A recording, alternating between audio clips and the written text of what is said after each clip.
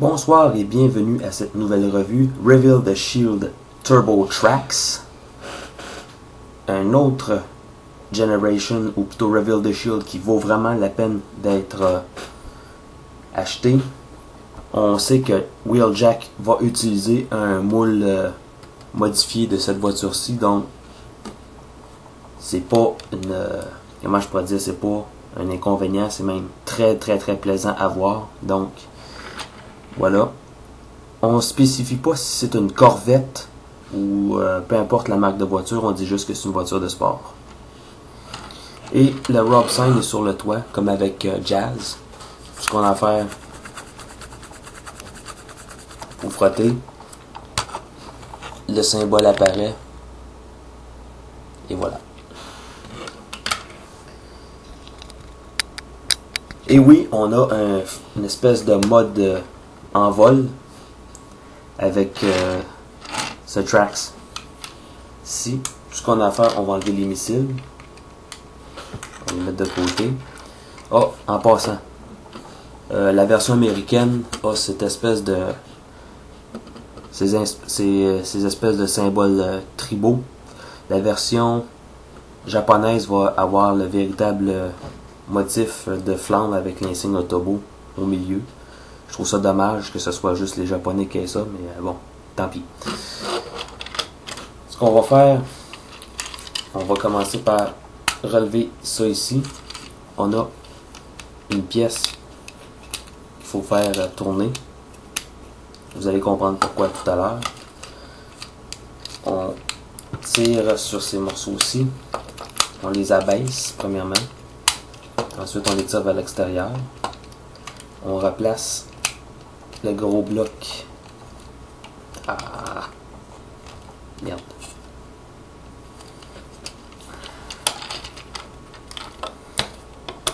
Bon, comme ça. Ensuite, ce qu'on a à faire,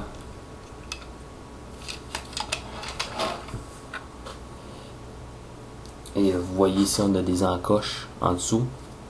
On tourne.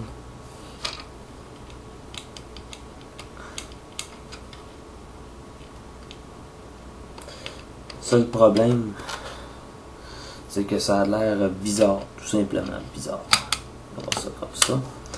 Et voilà, ça c'est le mode aéronef, le mode envol. Je vous dirais tout simplement d'oublier ça. Ça a l'air complètement fou, ça a l'air complètement inutile. C'est pas ce qu'on avait avec la génération 1, où ce que les roues étaient escamotables et que les ailes sortaient d'en dessous des roues. Donc je vous dirais là, ce mode-là, c'est à oublier, tout simplement. On va mettre ça de côté à nouveau.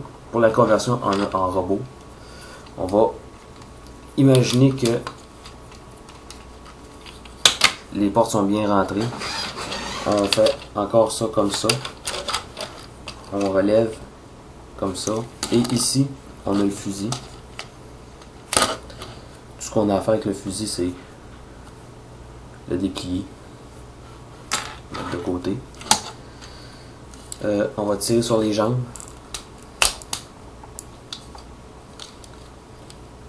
Oui, c'est ça. On va à nouveau relever les panneaux. On va remettre les ailes comme ça et on va relever le tout à angle. Ensuite, on va abaisser. En premier, on va tourner les roues comme ça vers l'extérieur, vers l'avant. Encore une fois.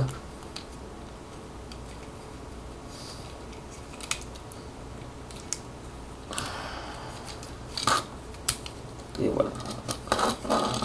Comme ça.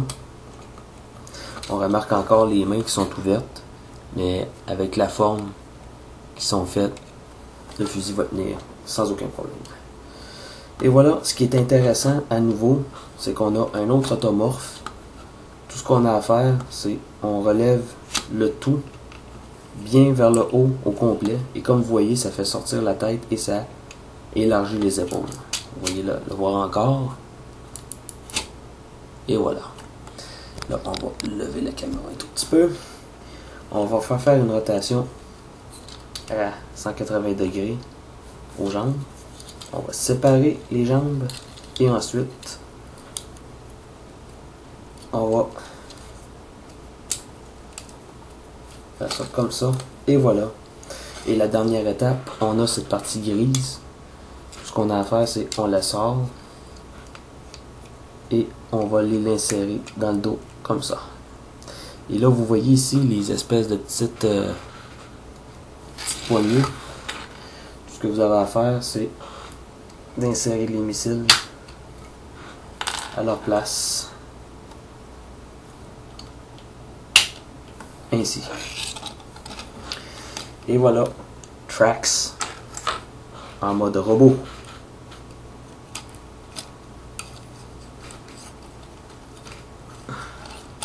On va placer les bras comme il faut quand même. Et voilà. Oui, et voilà Trax en mode robot, disais-je. Avec les ailes un peu de travers, veuillez m'excuser. Première chose, on va regarder le visage.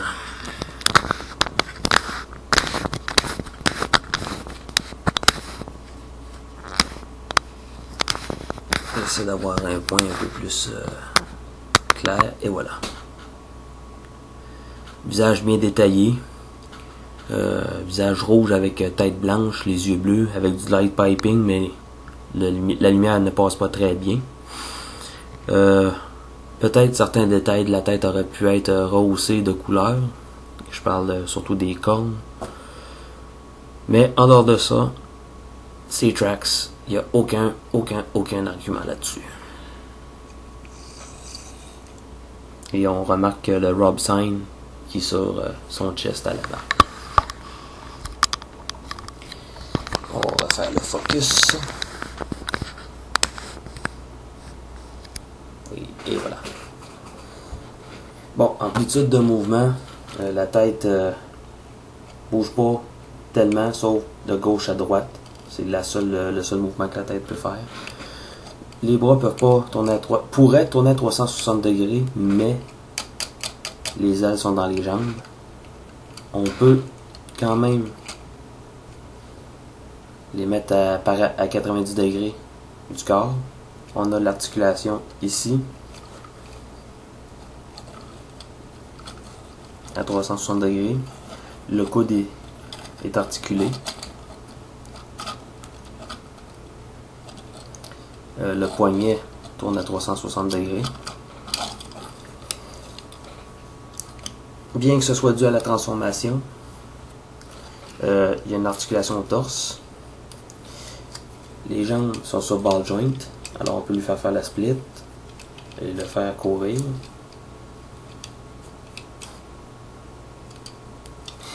C'est un petit peu fou.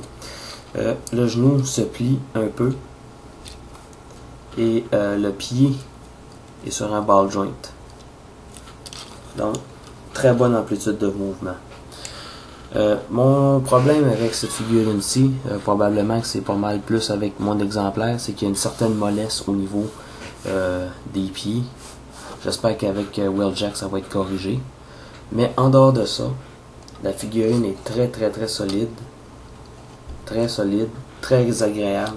Pas de difficulté à transformer. Facile à retenir. Vraiment, lui aussi je vous le conseille, comme je vous ai dit. Vous voulez ces figurines-là dans votre collection. Et pour finir, je vais lire la biographie de Trax. S'il y a quelque chose que Trax adore, c'est bien lui-même. À son opinion, rien n'est aussi joli que les rayons du soleil sur son chrome parfaitement poli, ou le regard que les humains lui donnent, ainsi qu'à sa belle peinture alors qu'il roule.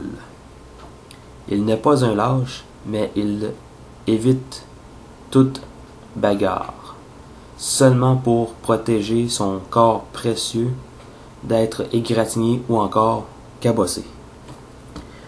Force de 6, intelligence de 4, vitesse de 7, endurance de 5, un rang de 3, un courage et une puissance de tir de 6 et une habilité de 3. Et voilà, c'était la revue vidéo de Trax, ou plutôt Turbo Trax. J'espère que ça vous a plu et je vous souhaite une bonne soirée.